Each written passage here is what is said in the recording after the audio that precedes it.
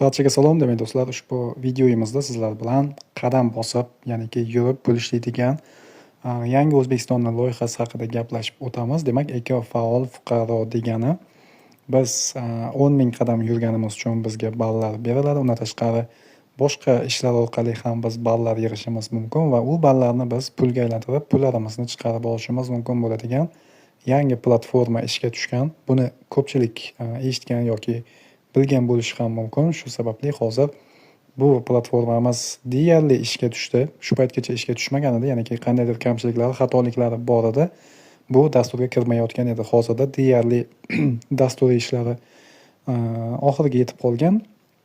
Shu sababdan hoziroq siz kirib bu platformada ishlashni boshlasangiz bo'ladi. Shunchaki Play Marketga kirasiz va eko deb yozsangiz, ko'rib turganingizdek eko faol fuqaro birinchida kelib chiqmoqda.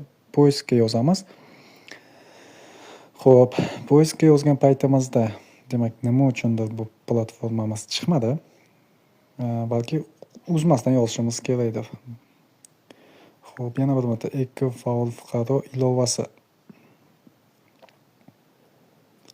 Xo'p, negadir bu Play Marketda chiqmayapti. Shu sababli biz Play Marketdan emas, Google Chrome orqali izlab ko'ramiz.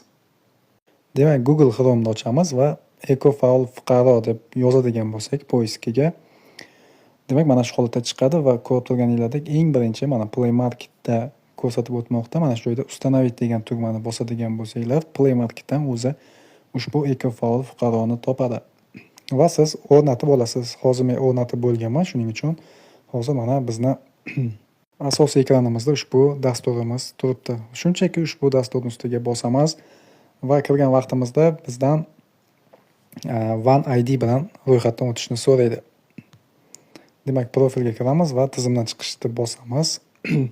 Ko'rib turganinglardek mana tizimga kirayotgan vaqtimizda ilovani ustiga bosganinglarda xuddi shunday boshlash degan yozuv chiqadi va siz boshlash degan tugmani bosadigan bo'lsangiz, mana shu holatda One ID orqali kirish degan bo'lim chiqadi.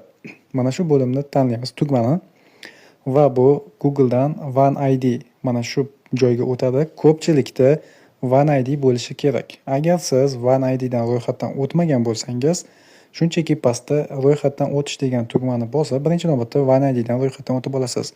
Mana bu joyga galchkani qo'yasiz, foydalanuvchi kelishuv degan va ro'yxatdan o'tish degan tugmani bosamiz.